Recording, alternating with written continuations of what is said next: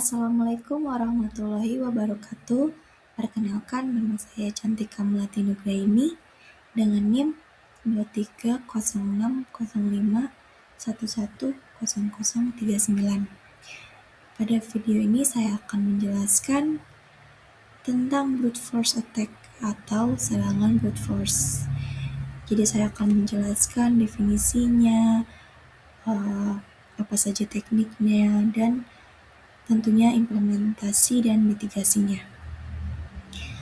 Pertama-tama saya akan menjelaskan apa itu brute force, yaitu teknik serangan siber di mana penyerang mencoba berbagai kombinasi username dan password secara sistematis hingga menemukan kombinasi yang tepat. Nah, tentunya bertujuan untuk mendapatkan akses tidak sah ke akun individu, sistem komputer, atau jaringan dengan cara menebak kredensial login atau kunci enkripsi secara sistematis menggunakan metode coba-coba. Brute force attack bekerja dengan mencoba kombinasi username dan password secara berulang-ulang hingga menemukan yang benar, tentunya dengan 3 teknik. Di sini saya sudah paparkan perbandingan 3 teknik utama dari brute force tersebut. Ada incremental attack, dictionary attack, dan rainbow table attack. Pada incremental attack, teknik ini mencoba karakter satu persatu. Dari misal A, terus B, terus C, terus lalu AA, AB, AC, dan seterusnya. Jadi teknik ini tidak membutuhkan word list, sehingga kecepatannya sangat lambat dan efektivitasnya rendah. Pada dictionary attack, berbeda tentunya dengan incremental attack. Jadi kalau dictionary attack ini menggunakan daftar password yang paling sering dipakai orang, sehingga jauh lebih cepat kemungkinan benarnya karena kan familiar untuk dipakai orang. Selanjutnya ada rainbow table attack. Ini termasuk teknik yang canggih karena penyerang menggunakan tabel yang sudah berisi pasangan hash dan plain text-nya, sehingga pada saat data bocor, penyerang cukup mencari hash di tabel ini. Hasilnya sangat cepat karena sudah dihitung sebelumnya. Nah, di sini saya juga akan menjelaskan tentang dan beserta implementasinya tentunya. Pada incremental attack, menggunakan konsep penyerang mencoba semua kombinasi karakter secara berurutan mulai dari 1 karakter, kemudian 2 karakter, 3 karakter, dan seterusnya. Seperti contoh yang tadi saya jelaskan, yaitu kayak misalnya urutannya A, terus B, kemudian C, sampai ternyata Z, kemudian balik lagi A, B, dan seterusnya. Teknik ini tidak memerlukan word list, tetapi sangat lambat untuk password panjangnya. Saya punya contoh sedikit programnya. Jadi seperti ini. Ini hasil outputnya. Jadi kan ini kan mencoba dari awal A. Jadi secara berurutan dan membutuhkan waktu yang cukup lama dan panjang di saat mencoba loginnya.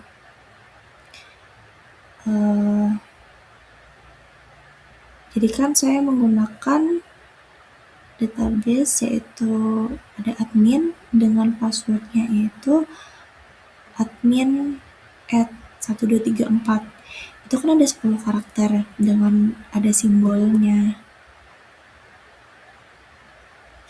Jadi kalau menggunakan teknik ini tidak praktis karena tidak berhasil dalam waktu yang wajar. Ini membuktikan Kalau password panjang dan kompleks itu efektif untuk melawan incremental attack.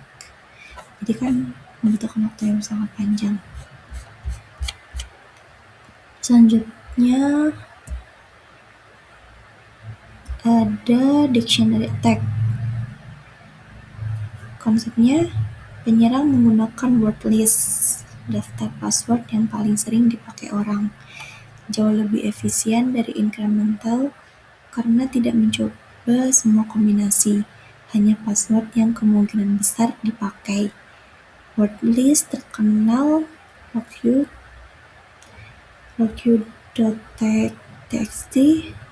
14 juta lebih password dari kebocoran data nyata.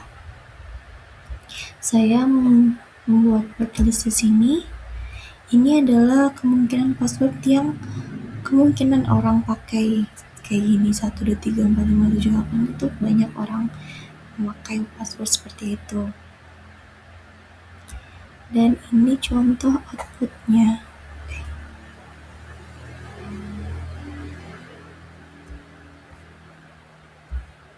Ini dia menampilkan dari isi word list.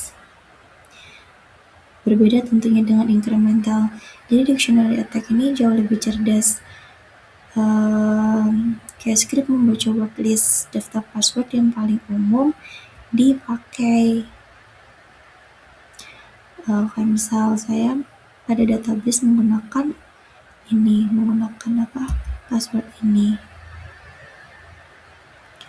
Nah, script itu mencoba satu persatu sampai kita scriptnya ini pas kita login itu tuh kayak mencoba satu persatu passwordnya sampai menemukan password yang ini.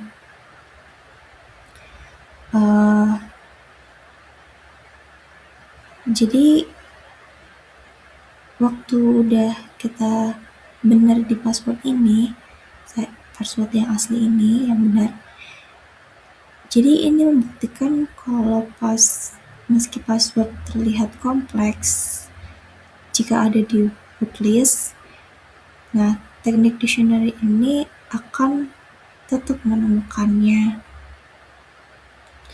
Gitu. Jadi seperti ini. Terlihat bukan menjadi incremental lebih kompleks dictionary daripada incremental attack. Lalu selanjutnya ada rainbow table attack, yaitu tabel yang berisi pasangan, plaintext, dan hash. Tabel ini dihitung sebelum serangan, sehingga saat serangan penyerang hanya perlu melakukan lookup, mencari hash target di dalam tabel.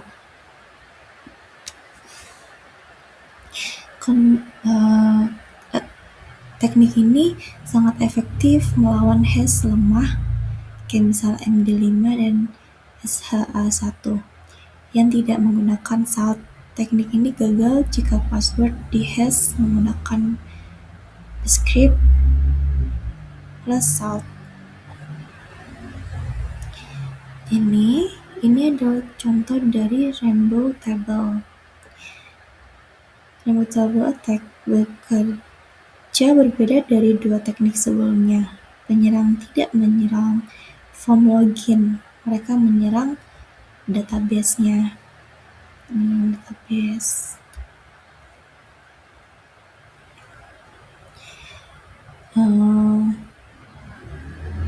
Jadi pada saat database bocor, penyerang mendapatkan daftar username dan password hash. Jika hash dibuat dengan MD5 tanpa salt, penyerang tinggal mencari hash tersebut di rainbow table. Seperti ini. Langsung ditemukan dengan password 123. Inilah bahayanya MD5 untuk hashing password. Nah, disitulah Base Script menjadi penyelamat. karena BaseScript ini menambahkan salt sehingga hash yang sama menghasilkan output yang berbeda.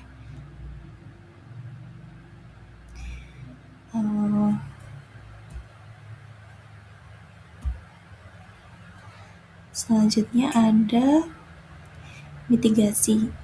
Mitigasi atau yang disebut tindakan penjaga sistem untuk mencegah atau mengurangi dampak serangan tersebut. Di sini ada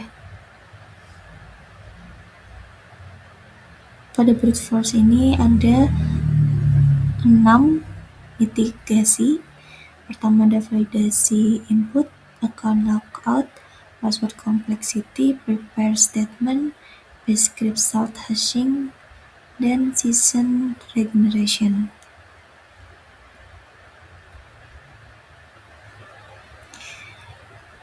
Jadi serangannya dalam bentuk incremental, dictionary, dan vortex. Pastinya untuk aksi dari mitigasi berbeda-beda tergantung tekniknya.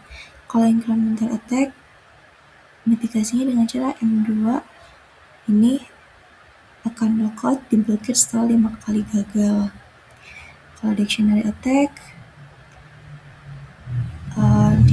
seperti ini ada account lockout dan password complexity. Dan rainbow table attack M5 BaseScript result hash M5 tidak berlaku. Saya akan menunjukkan proses mitigasinya, yaitu ada 5. Pertama ada validasi input, request kosong langsung ditolak. Kedua ada account lockout. Jadi ini seperti kombinasi incremental dan dictionary attack.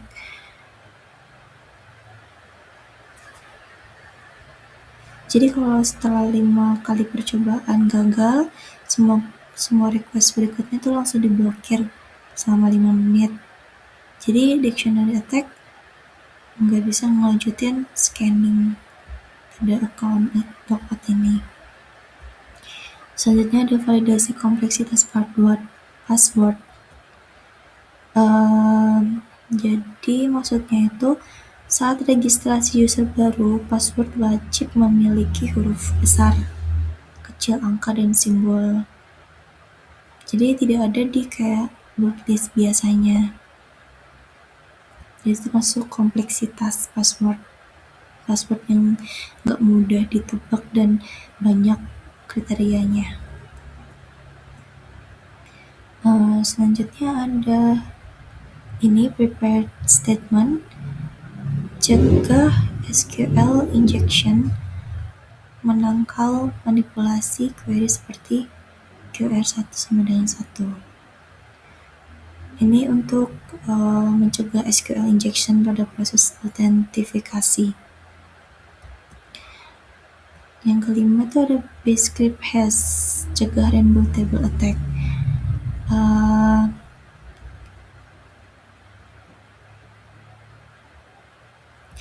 Jadi kalau misalnya kita jalanin ini rainbow table ini,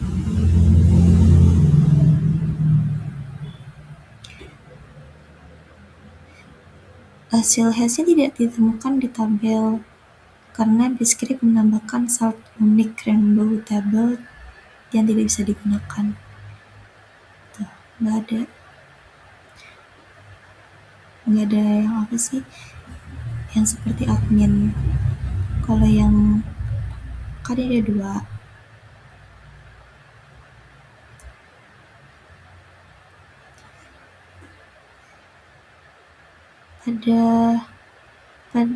Pada admin tidak bisa ditemukan hash karena BaseScript menambahkan salt unik sehingga rainbow tidak bisa digunakan pada ini. tapi bisa digunakan pada user MD5.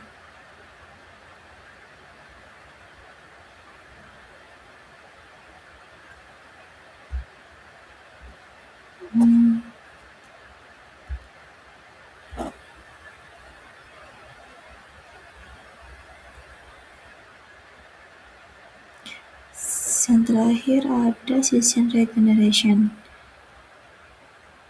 Setiap login berhasil, ID sesi diperbarui untuk mencegah session violation attack.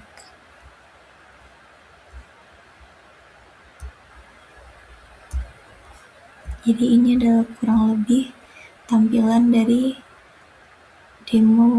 tampilan dari contoh brute force. Jadi saya tadi mencoba password gagal 8 kali, login berhasil juga 3. Di sini sudah tercatat aktivitas terbarunya. Ini untuk urutan mitigasinya.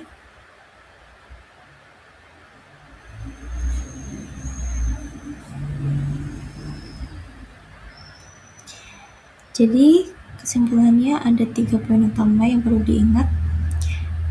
1. Incremental lambat tapi tidak butuh word list, tangkal dengan password panjang dan kompleks. Kedua, dictionary efektif untuk password umum, tangkal dengan password unik yang tidak ada di word list. Ketiga, ada rainbow table sangat cepat melawan MD5, tangkal wajib dengan descript dan salt. Jadi jangan pernah gunakan MD5 untuk password karena kurang aman. Cukup sekian penjelasan brute force dari saya. Kurang lebihnya mohon maaf. Assalamualaikum warahmatullahi wabarakatuh.